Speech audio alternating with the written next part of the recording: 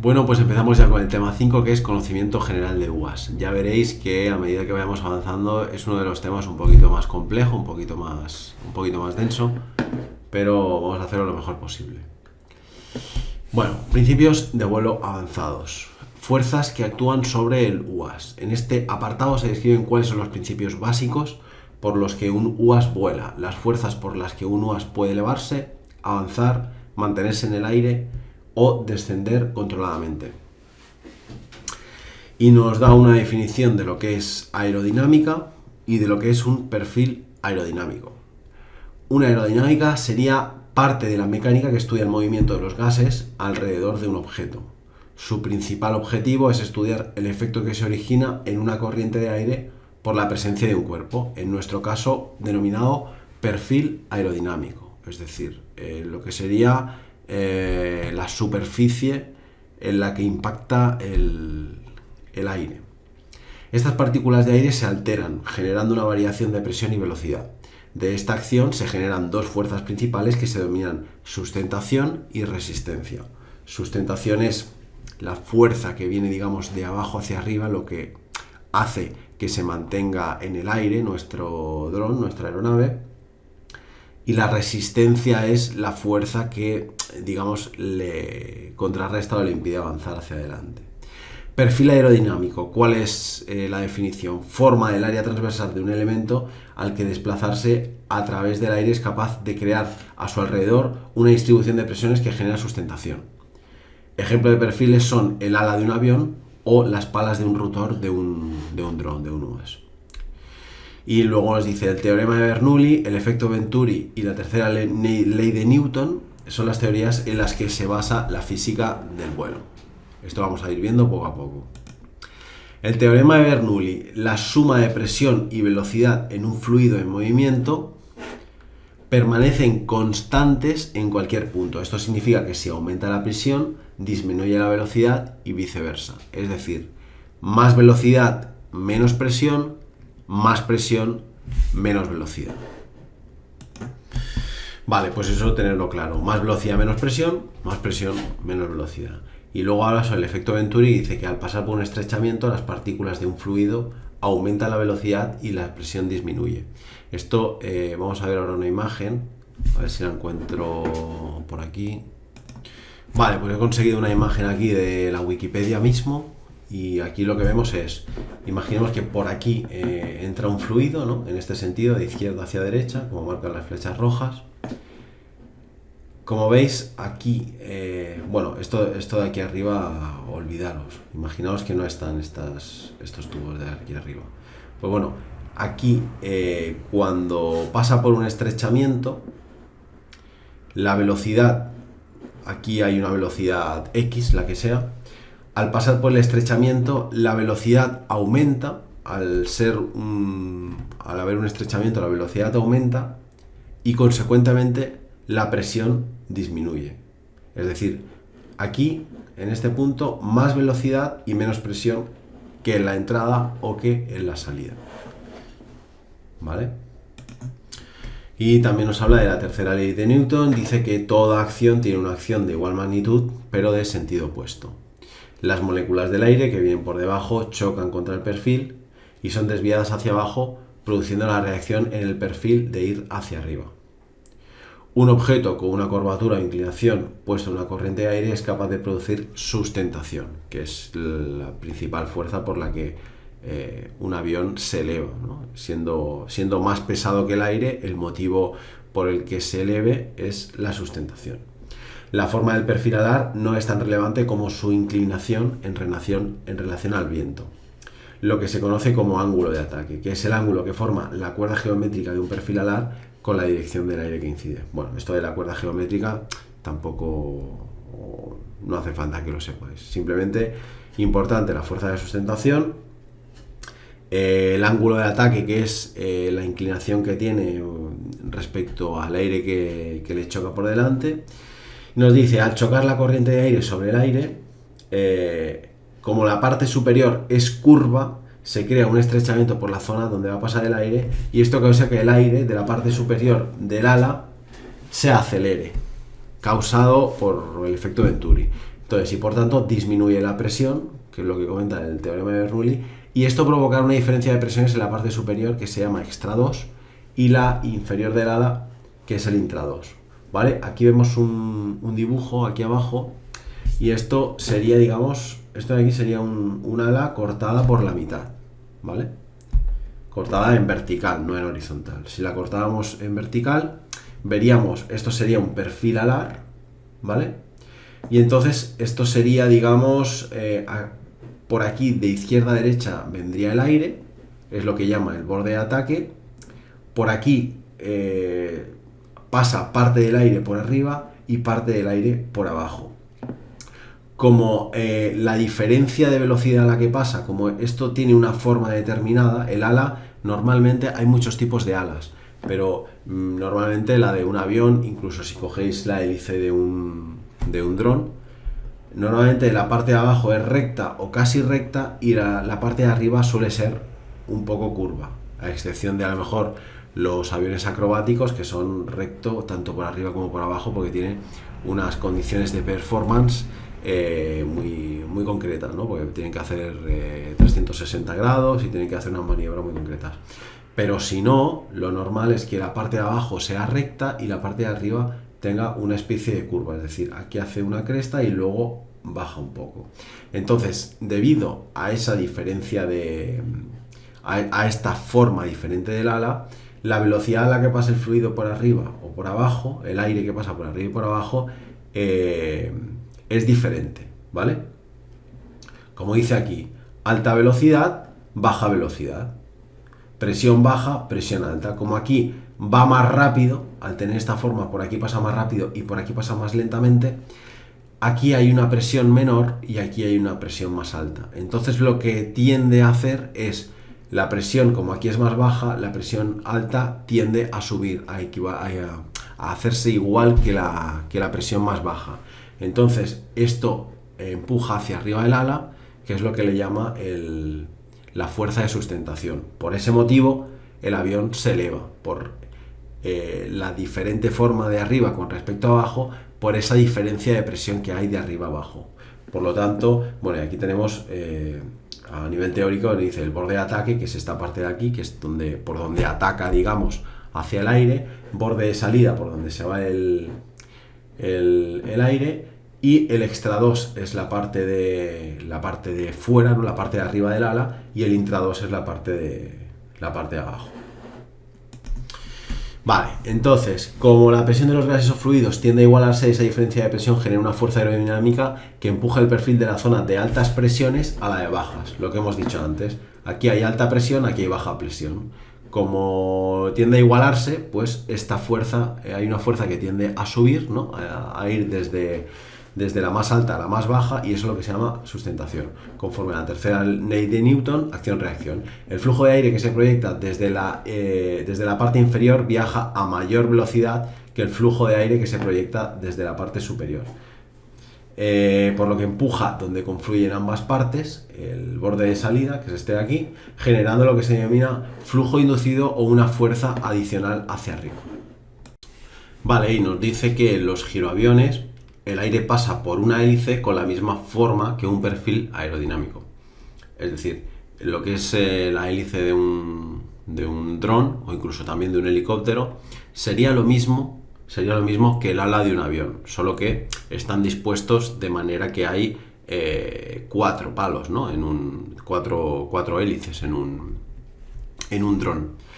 Pero sería lo mismo, es decir, la parte de abajo recta, la parte de arriba curva, y el principio por el que se eleva es lo mismo, es decir, es este principio, por debajo pasa una velocidad, por arriba pasa otra, se crea esta diferencia de presión y por esto se elevaría, se crearía la sustentación.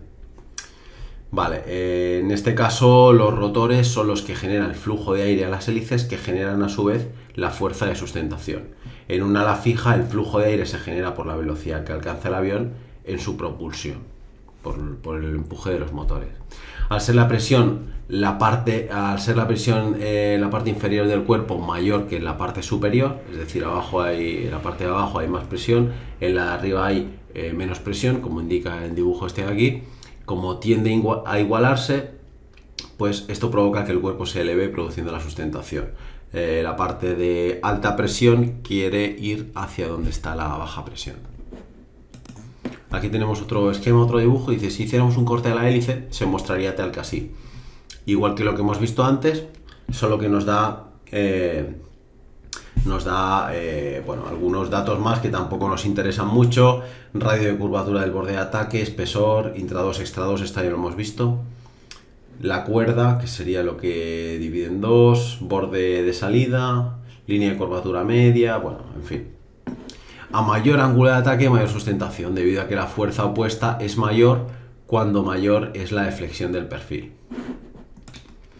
La sustentación, es decir, el ángulo de ataque, sería cuánto está elevado el perfil alar, ¿vale? Ahora estaría totalmente, como en la foto, estaría totalmente horizontal. A medida que le fuéramos dando ángulo, pues eso sería el ángulo de ataque. Nos dice que a cuanto más ángulo de ataque, mayor es la sustentación. Esto, evidentemente, hasta un punto dado que si no paráramos de darle ángulo de ataque, llegará un momento que seguramente el avión entraría en pérdida y caería y dejaría de tener sustentación.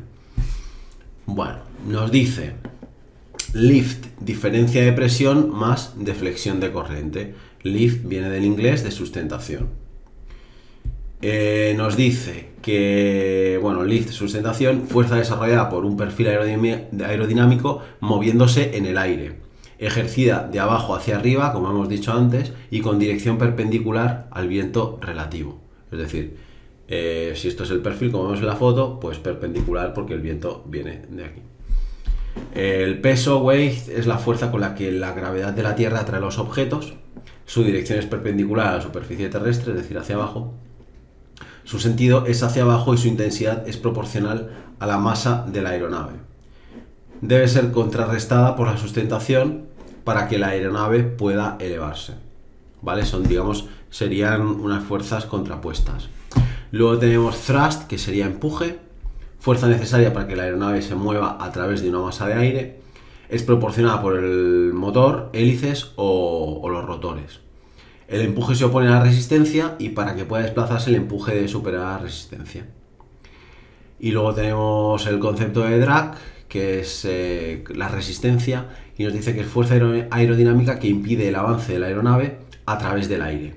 Actúa en dirección opuesta a la trayectoria y de forma paralela al viento relativo. La resistencia es mayor cuanta más velocidad tiene la aeronave. Vale, pues con este dibujito lo vemos un poquito más claro. Los conceptos que hemos desarrollado, pues nos dice lift, sustentación, es una fuerza que sería hacia arriba. Weight, de peso, sería hacia abajo. Serían contrapuestas tanto la sustentación como el peso. Y lo mismo con el thrust, que es el empuje, y drag, que es la resistencia, son contrapuestas. El empuje, en el caso de los aviones, lo proporciona la hélice, en este. Y el drag sería la resistencia que ofrece al avance. Bueno, y vemos aquí nosotros en la pequeña fotografía esta de aquí, hemos visto lo que sería en un avión, ¿no? Y en un dron sería un poco diferente. Entonces tendríamos tanto el peso como la resistencia serían hacia abajo y tanto la sustentación como el empuje serían hacia arriba. ¿Vale? Esa sería la diferencia con respecto a la imagen que hemos visto, que en la otra imagen sería drag, la resistencia sería hacia la derecha, no hacia atrás, el empuje hacia adelante, el peso hacia abajo y la sustentación hacia arriba. Pues aquí el empuje, en vez de ser hacia la izquierda o hacia adelante, pues también es en vertical, igual que la sustentación, y la resistencia, en vez de ser hacia atrás o hacia la derecha, también sería igual que el peso hacia abajo. Bueno, pues las aeronaves de ala fija, aviones, utilizan los motores para generar el empuje. Los giroaviones, sin embargo, existen las cuatro mismas fuerzas, pero la acción de los motores está dedicada a la rotación de las hélices y se asimila a la sustentación con el empuje, que es el dibujito que acabamos de ver. Cuando dice giroaviones se refiere a aviones que tienen, digamos, las hélices de forma de sustentación, como puede ser un helicóptero, como puede ser un dron que tenga hélices móviles, ¿vale? De hecho, a los aviones se le llama que son de ala fija y a los helicópteros o a los drones le llaman de ala rotativa o de ala rotatoria, en este caso les llama giroaviones. Bueno, que sepamos a lo que se dice. Pues eso, el dibujito que hemos visto se asimila a la sustentación con el empuje, hemos visto el peso y la resistencia. Si la aeronave se inclina hacia un lado, el empuje se dirige hacia esa dirección, pero si surge una fuerza de componente horizontal, que en este caso se corresponde con la fuerza de resistencia, que es la que se opone al movimiento.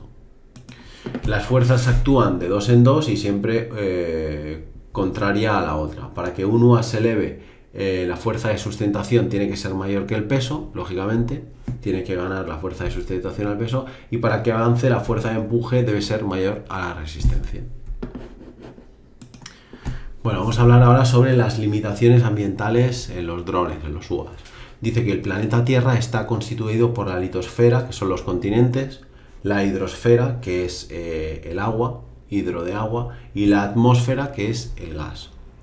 Los UAS y aeronaves desarrollan su actividad en la atmósfera, concretamente la capa más cerca a la superficie terrestre, que es la troposfera.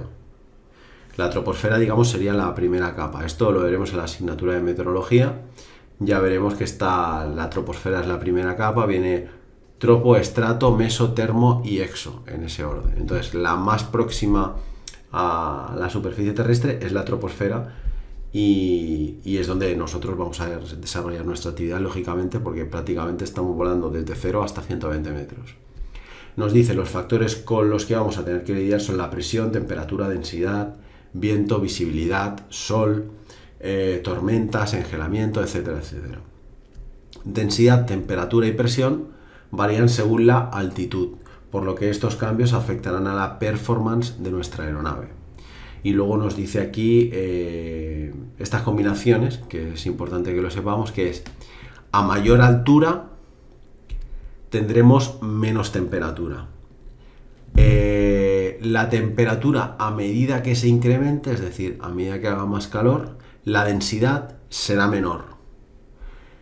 Y cuando la densidad sea mayor, la temperatura será menor. Es exactamente a la inversa de lo que hemos dicho en el anterior.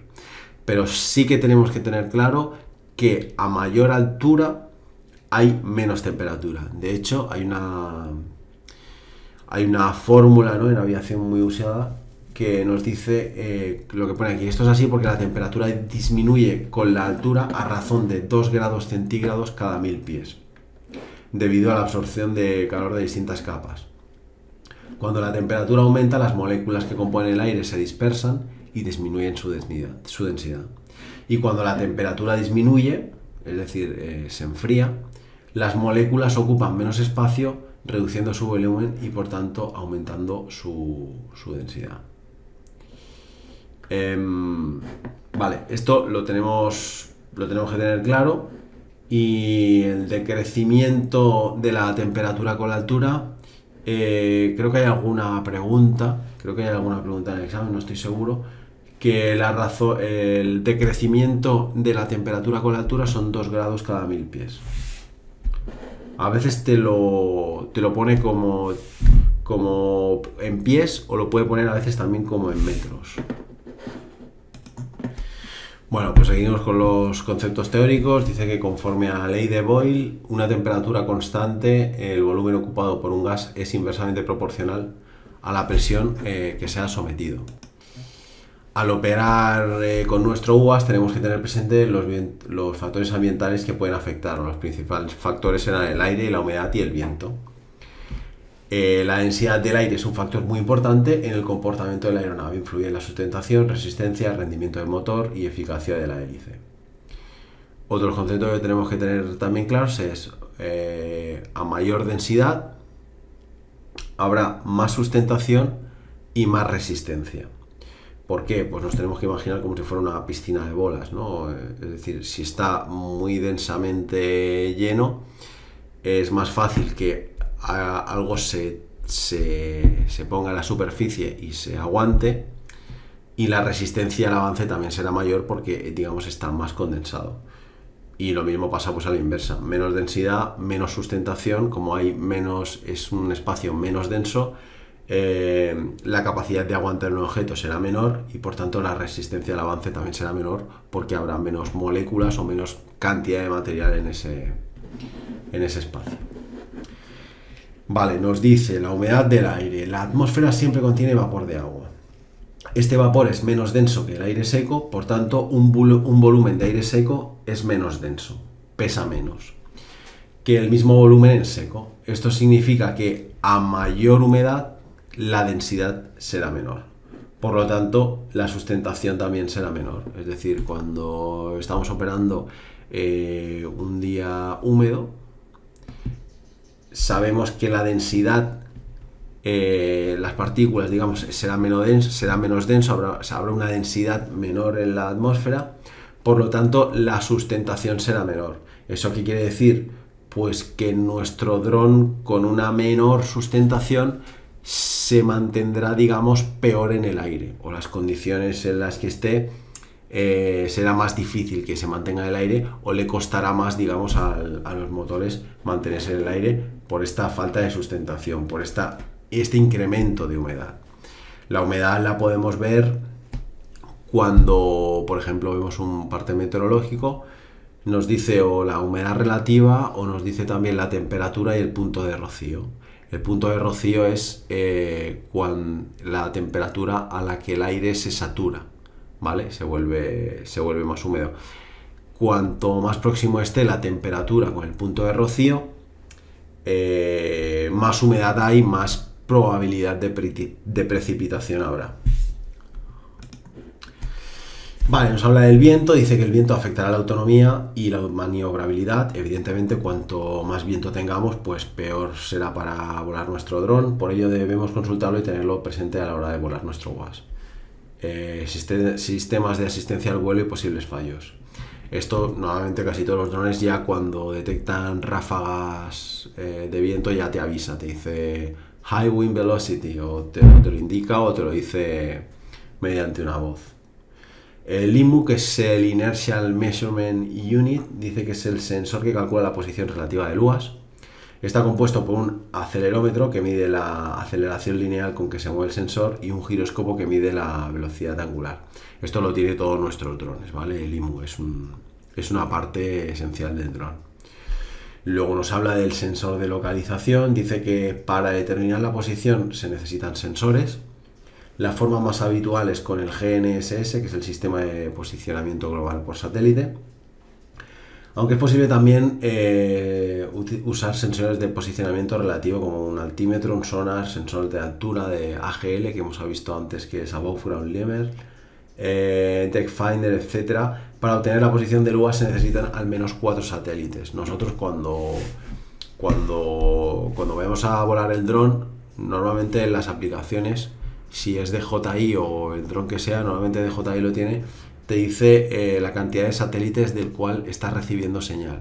Entonces, como mínimo tenemos que tener 4 satélites. Normalmente hay bastantes más de 4, pero si estamos en una zona que hay poca cobertura o incluso el cielo está muy tapado y por eso la señal es débil, puede ser que los satélites que alcance nuestro dron sean menores. Luego nos dice el sensor de presión barométrica. Este sensor tiene régimen de ascenso-descenso cuando cambia de altura. Se representa en pies por minuto y también suele usarse presión estática, GPS o radioaltímetro. Bueno, radioaltímetro es poco probable que tenga alguno, suelen ser bastante caros. Pero bueno, tenemos el sensor este que es en función de la presión que hay en la atmósfera, pues entonces te dice es lo que llaman un altímetro barométrico. Luego nos dice el magnetómetro, nos proporciona información del norte magnético, se utiliza a modo de brújula para saber hacia dónde apunta el morro del UAS. Vale, tenemos también sensores anticolisión, Sense and Avoid, abreviado como SAA, sensores que detectan y evitan obstáculos sin que el piloto intervenga. A partir de la información recopilada por los sensores se alimentan los siguientes instrumentos. Vale, pues esto dependiendo del dron que tengamos, hay algunos que no tienen sensores, otros sí tienen, otros tienen muchos sensores, eso ya depende del aparato que vayamos a volar. y puede estar asociado, estos sensores pueden estar asociados a un piloto automático, es decir, que opere de manera autónoma o semiautónoma. Nos dice que el autopiloto o piloto automático gestiona datos de sensores para ordenar a los motores y superficies de control, y los sensores reciben datos que se gestionan en el autopiloto. En caso de pérdida de GPS, el piloto automático pasa a comandar hovering, que es lo que le llaman el vuelo estacionario sobre un punto, también le llaman loitering. Bueno, loitering sería merodear por el de esto, hovering sería mantenerse. Y si en un tiempo preestablecido no se recupera señal, el UAS aterrizará verticalmente. Estos son datos, bueno, esto dependiendo de cada uno, pues podría tener esta opción o no. El autopiloto permite que el UAS siga una ruta planificada, compensando efectos del viento y cualquier perturbación. Nosotros podemos indicarle una ruta al dron si tiene la opción. En tema de software le introducimos una ruta y él hará esa ruta, compensando vientos, si tiene que acelerar más un motor que otro, si tiene que o frenar incluso si viene el viento de otro lado. Es decir, él se lo gestionaría todo para hacer la ruta que nosotros le hemos marcado. Y luego nos habla del sistema de terminación de vuelo FTS, que es el Flight Termination System. Dice, es un sistema para alcanzar un nivel de seguridad antes de emergencia, terminando el vuelo en condiciones de seguridad. Pues bueno, pues lo mismo. Otra opción que nuestro dron puede tenerlo o no, pero igual que el RTH, que es Return to Home, pues este sería para un sistema para terminar el vuelo con seguridad en caso de emergencia. Vale, y ahora nos dice el UAS dispone de varios sistemas de terminación segura. Lo que nos dice lo que acabamos de comentar, el RTH, Return to Home, es un sistema de seguridad en que en caso de fallo o pérdida de control mantiene una altura predeterminada y vuelve a una posición de seguridad que se ha definido anteriormente. Una vez en esa posición aterriza automáticamente, y el aterrizaje y también estaría el aterrizaje frente a agotamiento de batería, es decir, cuando detecta que se está acabando la batería, pues directamente aterrizaría, aunque bueno, estas cosas se pueden configurar, es decir, o que te avise antes, o que te avise y tú le confirmes que aterrice. Son cosas que se pueden programar. Igualmente el RTH casi todos los drones lo tienen, y lo que sí que hay que configurar cuando veréis con el dron, normalmente el RTH tiene como mínimo tiene que aterrice en el sitio de donde ha salido, o que aterrice en el sitio donde estamos nosotros con el mando. Suelen haber estas dos opciones. Hay otros que tienen más opciones. Y luego también, como medida de seguridad, hay que configurar la altura a la que haga el RTH. Es decir, si nosotros le ponemos que le damos al botón de Return to Home, de que vuelva al sitio donde ha despegado, nosotros le tenemos que decir a qué altura queremos que vuelva, porque si nosotros despegamos con nuestro dron, estamos volando a 20 metros, por decir algo, y hay un edificio altísimo, estamos volando a 15 metros y hay un edificio altísimo, en caso de que no tenga sensores se podría chocar. Claro, nosotros normalmente lo que le hacemos es le damos un margen de seguridad, y aunque esté más abajo, nosotros le damos al botón RTH, y el dron, en vez de venir directamente en horizontal, lo que haría sería subir a la altura que nosotros le hemos marcado. Si hemos marcado 80 o 70 o 60, para evitar los obstáculos que pueda haber por en medio, y entonces una vez en la vertical del punto de inicio o de donde ha salido, entonces bajaría en vertical. Pero bueno, esto es mucho más fácil y mucho más sencillo una vez hacerlo que explicarlo. Los que tengáis drones y ya lo habéis probado, pues ya sabéis cómo funciona, y los que no, y los que vais a hacer las prácticas, pues lo veremos en el campo cuando hagamos las prácticas. Bueno, apartado principios de mando y control. ¿Qué partes componen un UAS? Pues nos dice que está el chasis, marco, fuselaje, que esta parte constituye el esqueleto de la aeronave, sería como por la carcasa. En la mayoría de los casos es la estructura principal. Los materiales suelen ser aleaciones ligeras de aluminio, magnesio y titanio. Para reducir aún más el peso se emplean materiales compuestos como fibra de carbono, fibra de vidrio, de plástico, es decir, materiales ligeros. El grupo motopropulsor, esta parte la conforman motores, hélices, rotores, permiten el movimiento del UAS, y los más utilizados en los giroaviones, son los motores eléctricos sin escobillas. Esto es importante. La mayoría son motores eléctricos sin escobillas. Baterías, las más utilizadas son las de polímero de litio, el LiPo. Precisan una carga más lenta que las de níquel-cadmio, pero se fabrican con más formas que las de ion litio, por lo que optimiza el espacio del fuselaje dedicado a las baterías. Bueno, la mayoría de baterías, si no decir casi el 100%, son de polímero litio, por los buenos resultados que dan. Sí que es cierto que luego lo veremos. Hay un poquito de peligro de que se puedan incendiar, que hay que tener una serie de cuidados, también se pueden hinchar, pero de momento son las que hay en el mercado que dan mejores resultados por autonomía y por mantenimiento. Bueno, placa controladora de vuelo. Esta parte constituye el denominado cerebro del UAS. Recoge datos del sistema, giróscopos, sensores de altitud, altura, sensores de variación de altura, brújula, velocidad, etcétera, etcétera. Y la unidad de mando, que dice que compuesta por emisores receptores de señales de radio que envían al UAS información para el control de vuelo a través de los mandos de control y recibe datos de los sensores a través de antenas. La información se transmite al piloto mediante pantallas LED vibraciones, como sería nuestro mando de control. Reguladores de velocidad, Electronic Speed Control, se encargan de que los motores giren a velocidad adecuada mediante circuito eléctrico que varía la velocidad y la dirección del motor para realizar movimientos. Bueno, esto es algo interno del dron, nosotros no lo tenemos que tocar. El gimbal o cardan sirve de estabilizador de la carga de pago. La carga de pago es los accesorios, digamos, que le podamos añadir al dron, ya sea un paracaídas, sea algún tipo de accesorio, algo que estemos transportando. La mantiene controlada y nivelada y hace que se pueda controlar los giros en los ejes X, Y y Z. Evita que los movimientos y vibraciones de las hélices afecten a la estabilidad. Bueno, es una pieza muy importante, el gimbal. Luego, carga de pago útil, lo que hemos comentado, la parte compuesta por accesorios instalados que no se utiliza para controlar la aeronave. Cámaras, paracaídas, accesorios que le podamos introducir, bueno, que le podamos poner. Ítem de aterrizaje se emplea para tomar tierra sin sufrir daños. Suelen tener forma de patas, algunas retráctiles, otras fijas, eso ya depende del dron, y puede integrar antenas para recibir la señal desde la estación y luces LED. Eso ya dependiendo de cada uno. Aquí tenemos lo que sería lo que hemos descrito, ¿no? Pues sería un dibujo de un dron, las hélices, placa controladora, aquí tendríamos los motores, la estructura, las baterías, tren de aterrizaje, que es como el contacto con el suelo. Bueno, es un dibujo. El que haya visto un dron, si ya habéis operado, pues evidentemente ya sabéis lo que es. Es un ejemplo. Bueno, nos dice descripción del sistema de mando y control. Emisor, receptor de señal, envía a la aeronave información para el control de vuelo y recibe datos de los sensores mediante señales de radio a través de una antena.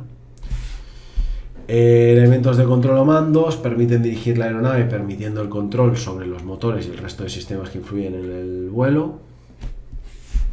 Elementos de visualización y gestión de datos. Procesan los datos de posicionamiento y telemetría y muestran información necesaria para el vuelo. Los sistemas que disponen de transmisión FPV, que irá dentro de la aeronave, y el receptor de vídeo de la emisora de control mostrará imágenes en las cámaras que lleve el UAS. FPV son los First Person View, es decir, estos drones que te pones unas gafas y es como si fuera realidad virtual, pues a eso se refiere. Por medio de su software se puede programar el piloto automático, controlar la cámara, disponer de telemetría, acceder a funciones de geocaching o geofencing. Esto del geocaching y geofencing ya hemos comentado que es que no puede acceder a una zona del dron que se le haya programado o que no pueda salir de una zona determinada que nosotros le hayamos programado a nivel de software, e incluso volver al punto de origen registrado anteriormente. Bueno, elementos de visualización y gestión de datos. Vale, estación de control. Los UAS disponen de una estación de control o emisora, Ground Control System que le llama, que sirve para controlar el equipo. Puede ser una emisora con sticks y botones o por medio de ordenadores en el caso de equipos más avanzados. Bueno, el clásico mando de control, pues a eso se refiere, con sticks y botones, y luego puede ser que si estamos operando un dron más avanzado, pues puede ser que esté incluso introducido en una furgoneta, ¿no? Hay equipos muy grandes, tienen monitores de escaneo, de visualización, eso dependiendo se refiere a la estación de control, desde donde tenemos nosotros el control del aparato que está en el aire. La función principal de la estación de control es el mando y el control del UAS, a través del cual se producen los movimientos necesarios para guiar la aeronave, ¿vale? Pues para que vaya hacia adelante, hacia detrás, pues donde tenemos nosotros la estación de control.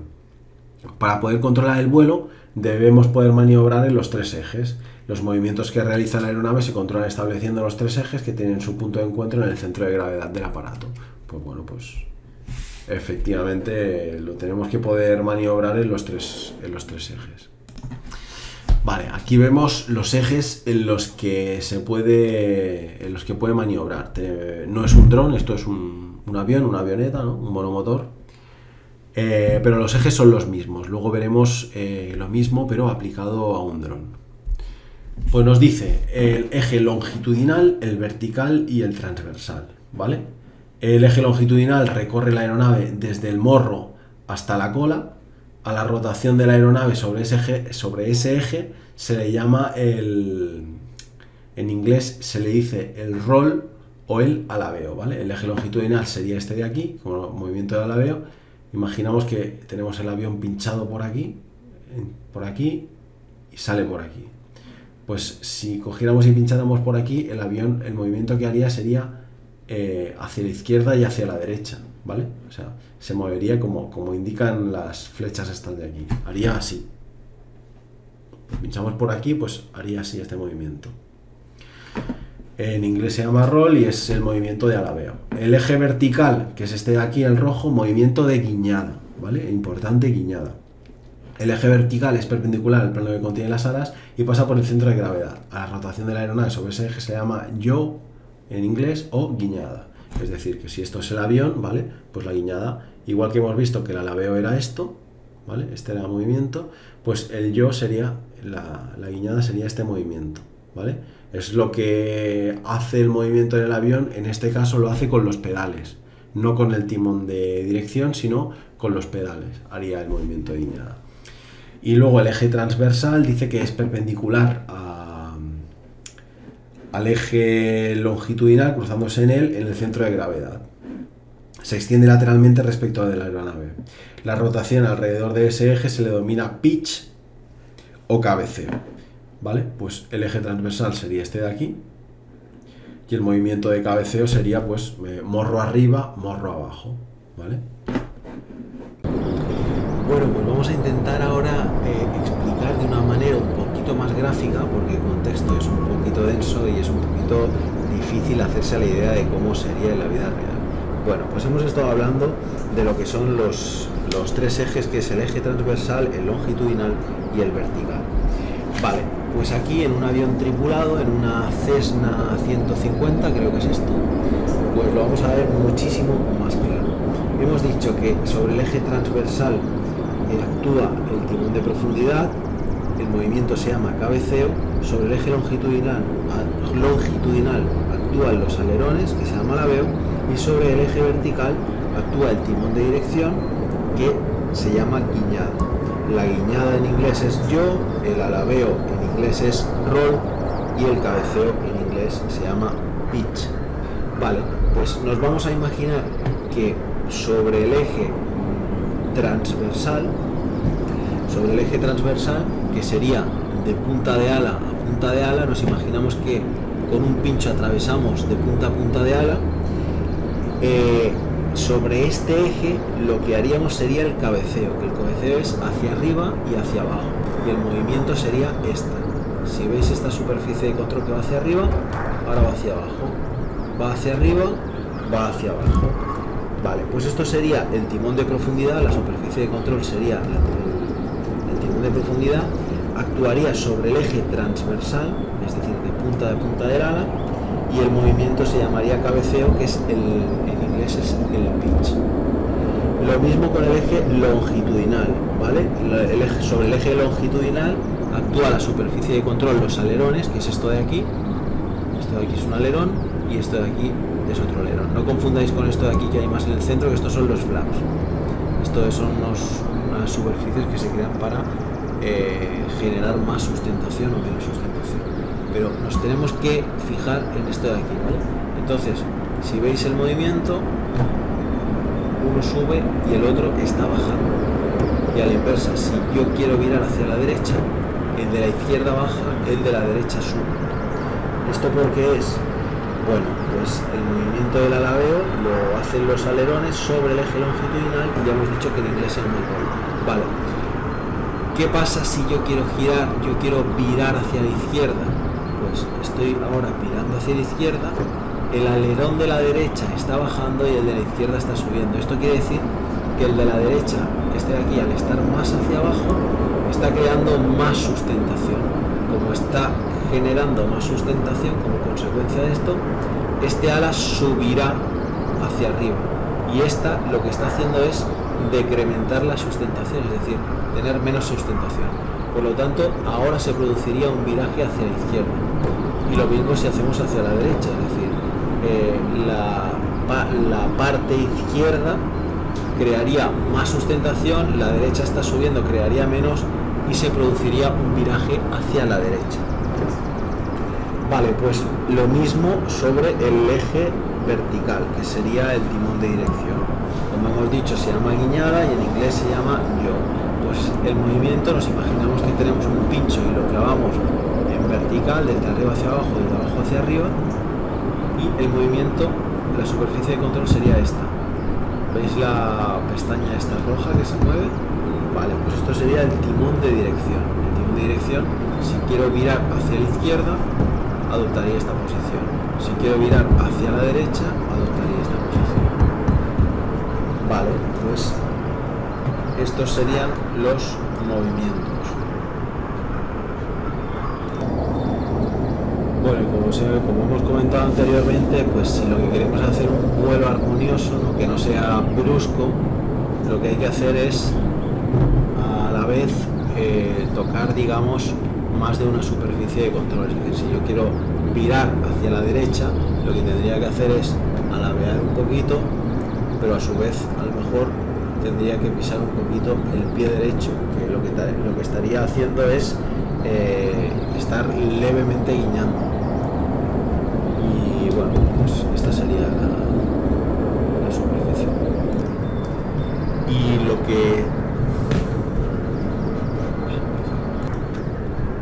Y si lo que queremos hacer es un vuelo armonioso, como hemos comentado antes, que lo que sería lo que se llamaría un viraje coordinado, ¿no? Pues sería a la vez que estamos alabeando, pues sería también guiñar un poquito y darle un poco a todas las superficies de control. Entonces estaríamos actuando sobre más de una superficie de control y el viraje, el giro, sería mucho más armonioso, mucho más suave. Pues lo mismo con el dron.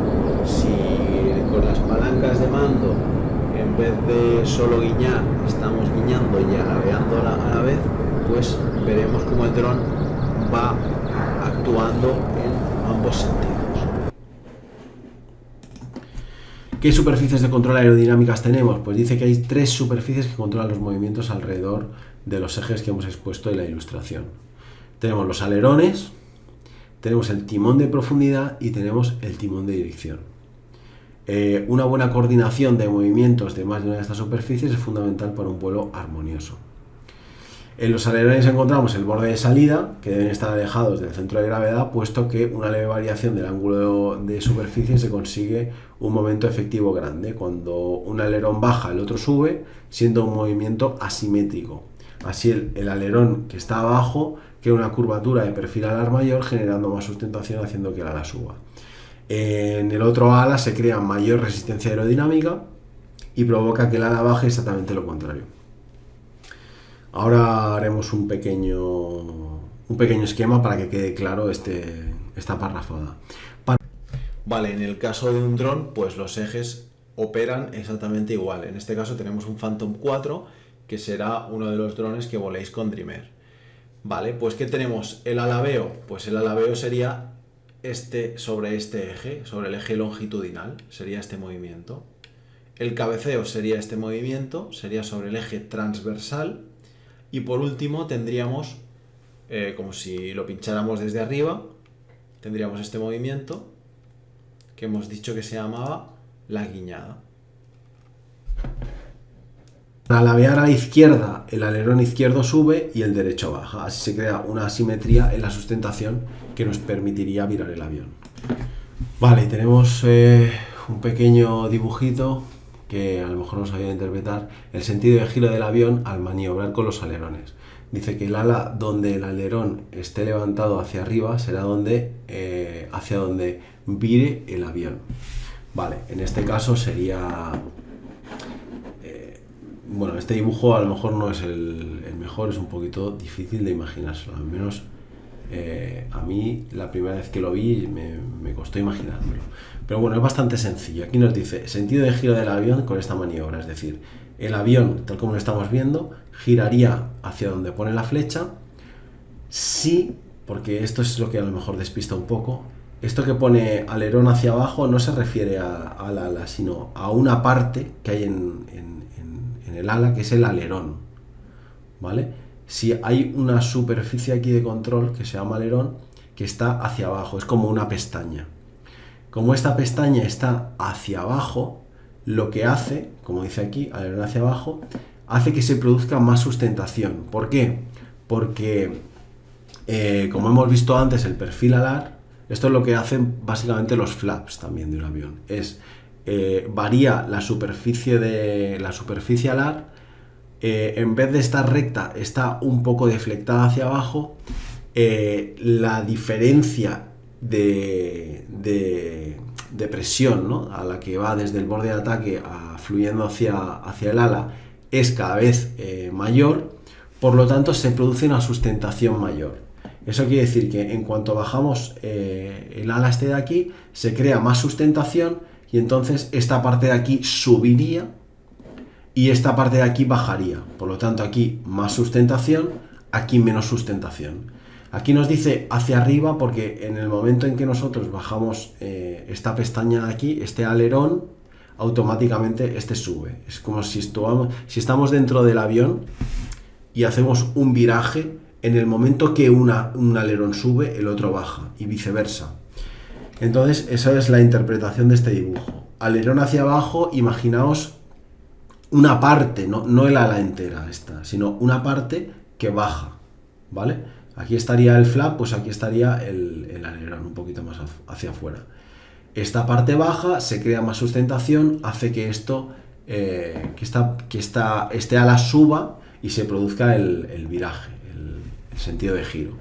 Menos sustentación y este, como consecuencia, pues subirá, ya que este está abajo, este tiene que estar arriba.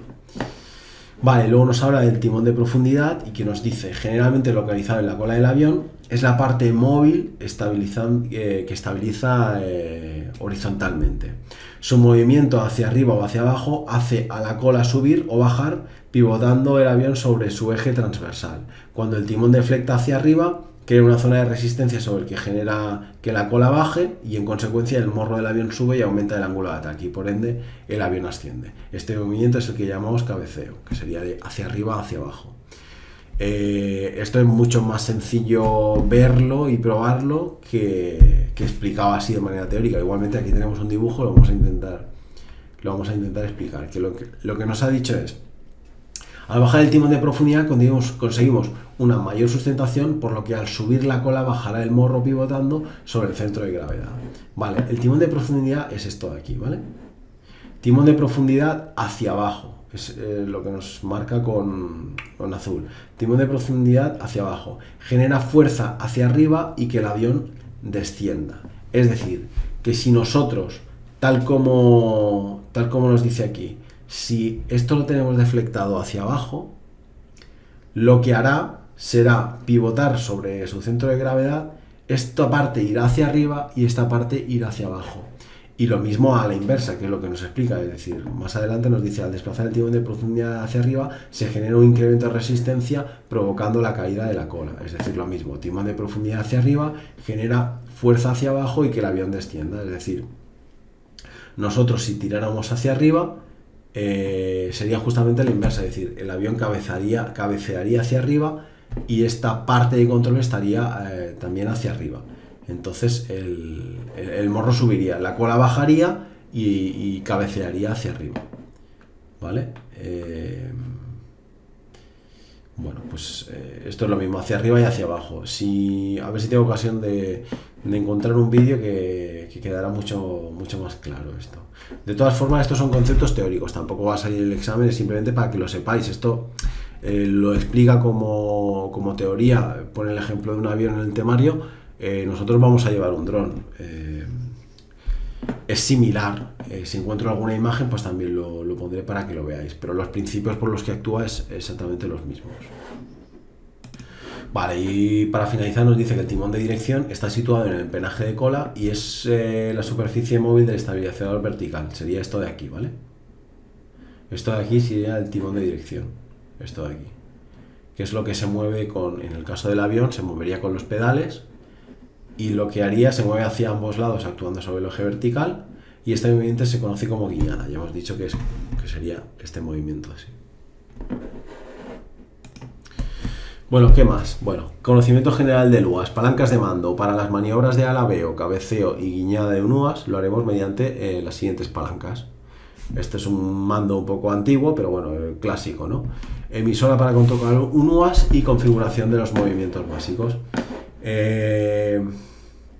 Para que nunca haya llevado un dron, pues bueno, el número 1, este de aquí, ¿no?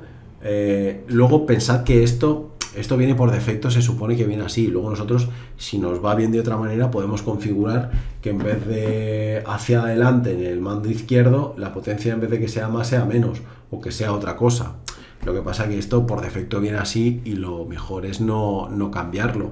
Pero si nosotros nos sintiéramos cómodos de otra forma, igual que los botones, la mayoría se pueden configurar y se puede cambiar la función de cada uno de esos botones. Pero bueno, por defecto, esto viene así, ¿vale? En casi todos. El mando 1, que sería este de aquí, si tiramos la palanca hacia adelante sería dar más potencia, ir hacia atrás sería menos potencia, y hacia la izquierda y hacia la derecha sería la guiñada. Es decir, que si nosotros usamos la palanca de mando número 1 que nos pone aquí, si tiramos hacia arriba sería más potencia, es decir, más potencia es que se eleve nuestro dron. Si tiráramos por aquí sería que se elevara, menos potencia bajaría, y la guiñada izquierda y derecha sería este movimiento del dron, ¿vale? No sería alabeo, no lo confundamos con el alabeo, sería guiñada. Guiñada es que se movería en este eje, ¿de acuerdo? Sería el eje vertical. Luego, el mando de control 2, pues sería cabeceo arriba, cabeceo abajo. Si tiramos hacia arriba sería cabeceo arriba, cabeceo abajo. Y hacia la izquierda y hacia la derecha sería alabeo a la izquierda y alabeo hacia la derecha.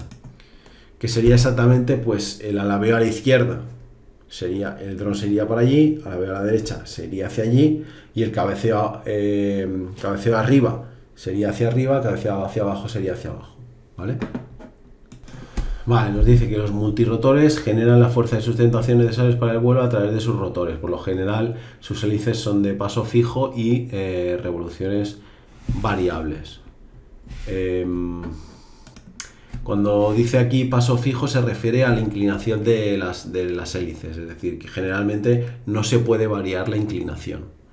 En los aviones sí que hay aviones de monomotores de pistón que se puede regular el ángulo de incidencia de las hélices, y es lo que llama paso variable. En este caso, pues casi todas son paso fijo, no cabe la posibilidad de regularlo. Lo que sí que se puede variar son las revoluciones.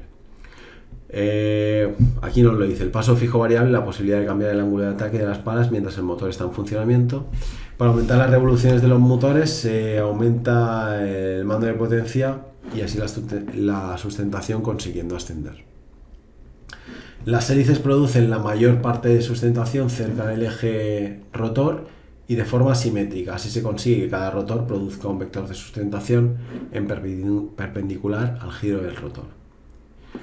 Cuando todos los rotores producen la misma fuerza de sustentación y de manera equilibrada con el peso, el aparato se mantiene en vuelo estacionario, es decir, inmóvil en el aire. Cuando se altera el equilibrio debido a la diferencia de revoluciones entre los rotores, se produce el balanceo. ¿Vale? Aquí lo que juega el dron es con la cantidad de potencia, ¿no? La cantidad de veces que gira esa hélice. Entonces, si lo que queremos hacer es alabear hacia la izquierda, alabear hacia la derecha, lo que hará será dar más potencia a dos motores y menos a los otros dos, de manera que se producirá esa diferencia. Los multirotores han de compensar el par motor. Para ello, la mitad de los rotores gira en un sentido y la otra mitad en el contrario. Si se consigue que las fuerzas de par se anulen. Vale, pues esto, todos los drones que sean cuadricópteros, que le llaman, usarían esta configuración. Es decir, este rotor giraría hacia la izquierda, este hacia la derecha, este hacia la izquierda, este hacia la derecha, para compensar. ¿Vale? Es decir, estos dos girarían en el mismo sentido y estos dos girarían en ambos sentidos, ¿vale? Estos dos serían sentido horario y estos dos serían sentido antihorario, para compensar lo que aquí dice, la fuerza del par motor. El par motor si no, lo que haría sería estar desestabilizado si todos giraran hacia un sentido. Igual que los aviones estos militares que tienen dos hélices a un lado y dos hélices a otra, si os fijáis, la rotación que sigue es a la inversa para contrarrestar, la fuerza par. Vale, en el caso de un cuadricóptero, cuando dos rotores giran al mismo sentido, aceleran, los otros dos aminoran, se aumenta la fuerza del par en los rotores que aceleran y tiene lugar la guiñada hacia el lado contrario al que giran los rotores acelerados. Pues lo que hemos dicho, ¿vale?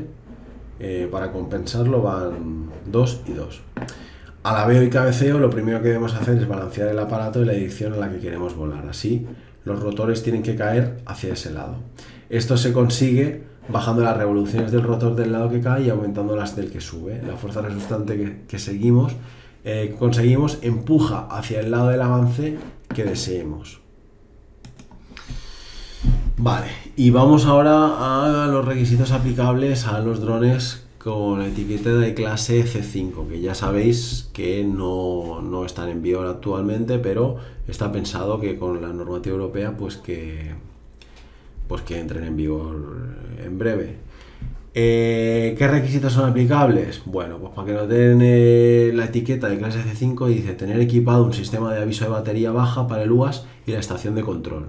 Uno de los requisitos. Equipar luces para el control de actitud y vuelo nocturno. Un UAS de clase C5 podrá consistir en una aeronave no tripulada de clase C3 que lleve instalado un kit de accesorios que lo convierta en clase C5. Bueno. El kit de accesorios no incluirá cambios en el software del UAS de clase C3. Masa máxima, peso máximo al despegue que sea menor de 25 kilos. No ser una aeronave de ala fija, salvo si es un UA cautiva. Disponer de un sistema que proporcione al piloto a distancia información clara y concisa sobre la altura de UAS. Esto casi todos lo tienen ya. Estar equipado con un modo de baja velocidad seleccionable que limite la velocidad a 5 metros por segundo como máximo. Ante una pérdida de enlace de datos o en caso de fallo, contar con un método de recuperarlo o terminar el vuelo de forma segura.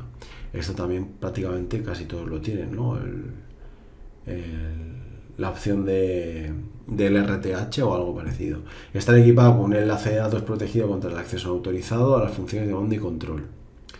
El UAS dispone de una función de limitación de acceso a determinadas zonas o volúmenes, lo que decíamos del geofacing, geocaching. Esta deberá ser interoperable con el sistema de control de vuelo y deberá informar al piloto a distancia cuando ésta impide entrar al agua o a estas zonas o volúmenes de espacio aéreo. Es decir, que nos informe el aparato de que se intenta vulnerar o violar un acceso o una salida de un espacio aéreo. Que sea alimentado con electricidad, la mayoría son con electricidad, sí que hay alguno que han hecho alguna prueba con combustible diésel o gasolina o incluso sistema híbrido, hay algunos, pero no es lo normal. Disponer de un número de serie único, tener equipado un sistema de geoconciencia, que ya hemos visto lo que es, tener un sistema de identificación a distancia directa. Vale, esos son los requisitos aplicables para que tenga el etiquetado de clase C5.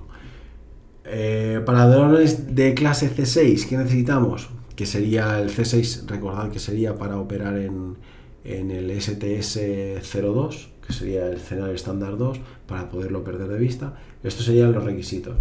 Velocidad respecto al suelo en un vuelo horizontal 50 metros segundo. Está equipado con un enlace de datos protegido contra el acceso no autorizado, esto es lo mismo que hemos visto antes. Ante una pérdida de enlace de datos, en caso de fallo, contar con un método de recuperarlo o determinar de forma segura, igual que el anterior. Tener un sistema de aviso de batería baja para el dron y la estación de control, lo mismo, esto la mayoría lo cumple. Tener una maximum takeoff weight menor a 25, igual que el anterior. Alimentado con electricidad, también igual. Disponer de un número de serie único. Tener un sistema que proporcione al piloto a distancia información clara y concisa sobre la altura, proporcionando medios que eviten la aeronave supere los límites, esto es lo mismo. Tener un sistema de identificación a distancia directa. Estar equipado con un sistema de geoconciencia, lo mismo. Si el UAS dispone de función de limitación de acceso a determinadas zonas o volúmenes, deberá ser interoperable con el mando del control de vuelo y deberá informar al piloto a distancia cuando ésta impide entrar al agua a las zonas o volumen de espacio, que es lo que hemos dicho antes, geocaching, geofacing. Equipar luces para el control de actitud y vuelo nocturno. Familiarización con el manual de usuario facilitado por el fabricante, una obviedad. Y antes del primer vuelo es necesario que todo piloto conozca bien los principales elementos, limitaciones y características de su aparato, de su UAS. Lea atentamente y siga las instrucciones adjuntas a la aeronave no tripulada proporcionadas por el fabricante. Pues otra obviedad. Bueno, nos dice resumen de los principales elementos del UAS. En las instrucciones existe un apartado donde se explican los principales elementos que componen en UAS y cómo debe ser manejado antes, durante y después de cada vuelo. Limitaciones meteorológicas, velocidad máxima de viento, lluvia, niebla, temperatura. Es importante conocer estas limitaciones y evaluarlas antes de cada vuelo para saber si se podrá realizar o no. Cada vez que vayamos a operar con un dron, pues tenemos que saber, igual que si fuéramos a volar con un avión, tenemos que saber qué capacidades, qué límites tiene ese aparato. Puede ser que nosotros estemos acostumbrados a volar un tipo de dron, pero si vamos a cambiar y vamos a volar otro, pues a lo mejor el límite de viento es diferente, las características técnicas es diferente y no se puede hacer exactamente lo mismo. Por eso nos tenemos que adaptar a cada aparato que estemos volando.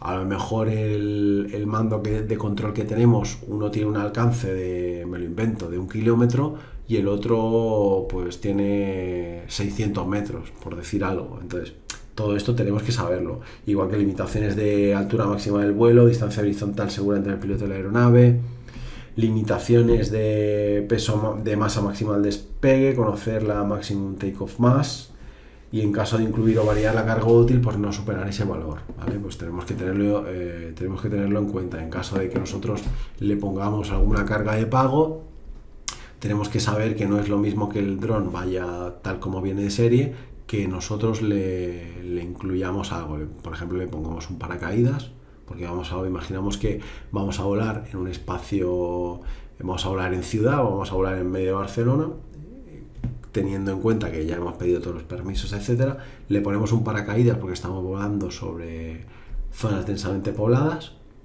pues tenemos que saber que ese paracaídas tiene un peso y que pues va a reducir la autonomía del dron seguro. Bueno, limitaciones de batería y tiempos de vuelo. Se indican los datos relativos a la batería. Entre los más importantes están el rango de temperatura y lógicamente la duración. Bueno, pues tenerlo en cuenta. Y luego vamos a hablar sobre el control de UAS en todas las fases de vuelo. Controlar el UAS en todas las fases de vuelo es imprescindible para realizar un vuelo seguro. El piloto de UAS debe seguir las instrucciones facilitadas por el fabricante, donde se indican las especificaciones y pasos para un correcto arranque de motores, despegue, manejo de los distintos modos de vuelo, aterrizaje, parada de motores, etc. Es decir, conocer nuestro aparato y leernos bien el manual de instrucciones. Si aparte alguna persona nos va a enseñar a cómo manejarlo, pues igualmente no está de más echarle un ojo al manual del usuario. Procedimientos en caso de fallo del UAS, pues dice, las instrucciones de la aeronave establece pautas a seguir en caso de fallos durante el vuelo, pérdida de señal, pérdida del enlace, etcétera, etcétera.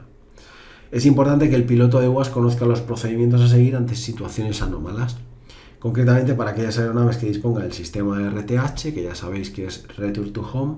En caso de pérdida de enlace, el piloto debe saber establecer previo al vuelo los parámetros necesarios para su correcto funcionamiento. Procedimientos estableciendo una altura máxima. Si el UAS dispone de un sistema para establecer una altura máxima de vuelo, no podrá ser superada durante el vuelo. El piloto deberá consultar las instrucciones del fabricante, el procedimiento para fijar la altura máxima. Esto es lo que os he comentado, es decir, cuando nos compramos el dron, a nivel de software, pues tenemos que saber, tenemos que trastearlo, aparte de leernos las instrucciones del fabricante. Está bien toquetearlo un poco en el suelo para tener agilidad, saber los menús que hay en cada cosa, cómo se accede a, por ejemplo, limitar la altura de vuelo y bueno, que sepamos pues que una vez si hemos puesto un límite de altura, que no podremos sobrepasarlo en vuelo. Bueno, es una obviedad, pero hay que tenerlo en cuenta. Procedimientos de carga del número de registro de operador. Antes de iniciar el vuelo, el piloto debe asegurarse que el número de registro de operador del UAS, que es único e intransferible, esté cargado en el sistema de identificación remota de la aeronave no tripulada. Bueno, eso cuando esté en vigor, porque a día de hoy no hay ninguno que lo cumpla. El procedimiento para cargar el número de identificación del UAS está detallado en las instrucciones facilitadas por el fabricante de UAS. Cuando esto entre en vigor, pues ya introduciremos nuestro número de operador. Mientras tanto, pues tenemos que ponerlo con una plaquita en un sitio que sea un poco discreto, pues, y adherirlo a nuestro dron. Los servicios de comunicaciones permiten el intercambio de información entre los sistemas de tierra y el UAS. Los enlaces de comunicación se pueden dividir en subida desde la estación de control de la aeronave, es decir, desde nuestro mando hacia arriba, o sea, hacia el dron, y de bajada desde nuestro aparato a la estación de control. Enlace de subida de la CGS al UAS, pues bueno, mandos de control, plan de vuelo, velocidad, vuelta a casa, despegue, aterrizaje, correcciones con el GPS si las hubiere, y comandos para la carga de pago, manejo del gimbal, comando, las órdenes de vídeo e imagen. Bueno, esto es a nivel teórico, tampoco nos hace esta clasificación entre subida y bajada. Y luego el enlace de bajada, es decir, del dron a nuestra unidad de mando, serían datos de telemetría, ¿no? Pues nos indica en la pantalla pues, altura, velocidad, etcétera. Estado de la carga de pago, posición del gimbal y baterías, vídeo e imágenes tomadas por la carga de pago, los parámetros de rendimientos típicos de un enlace de mando y control son el rango efectivo, la frecuencia de operación y la latencia. Vale, y aquí nos hace una descripción de qué son cada uno de estos. Dice que la latencia es el tiempo necesario para producir, procesar, enviar, recibir, interpretar y ejecutar una orden de comando. ¿Vale? Por definición es eso. Y luego nos dice la banda de frecuencia es una pequeña sección de frecuencia del espectro radioeléctrico empleado en las comunicaciones de radio, donde los canales de comunicación se utilizan para servicios similares, para evitar interferencias y permitir un uso eficiente del espectro. Las frecuencias de enlace de comunicaciones típicas en el uso de drones de UAS son 2,4 y 5,8 GHz. En caso de pérdida del radioenlace será detectado por el piloto mediante una indicación auditiva y visual clara de alarma en su estación de control, y en el caso de que el UAS disponga de la función de RTH se activará de forma automática. Bueno, eso dependiendo ya de cada aparato. Si perdemos el enlace, pues lo más normal es que el aparato nos indique que lo ha perdido, que haga un bip bip, que nuevamente perdamos la señal de la imagen que nos está transmitiendo, y la función RTH, pues a veces eso lo podemos configurar que sea inmediato el que vuelva a casa, o que tarde unos segundos, o que intente hacer otra cosa antes de hacer una RTH. La banda de frecuencia 2,4 y 5,8 son las que opera. Es la misma que opera en red Wi-Fi. Pensad que 2,4 y 5,8 GHz. Muchos drones operan en ambas frecuencias, y cuando si estamos operando, por ejemplo, en 2,4 y esa frecuencia está muy saturada, saltaría directamente a la de 5,8 y viceversa. Si estamos en 5,8 y está muy saturada, iría directamente a la de 2,4. Como ya hemos comentado en algún otro tema, en grandes ciudades, ¿vale? Estamos hablando Barcelona o área metropolitana, es muy fácil que estén muy saturadas las frecuencias, entonces podemos perder calidad de señal, se puede desconectar, puede haber problemas. Es simplemente por la cantidad de señal que hay de Wi-Fi 2.4 o 5.8. Nuestro dron, si tiene las dos, pues mucho mejor que si tiene solamente una.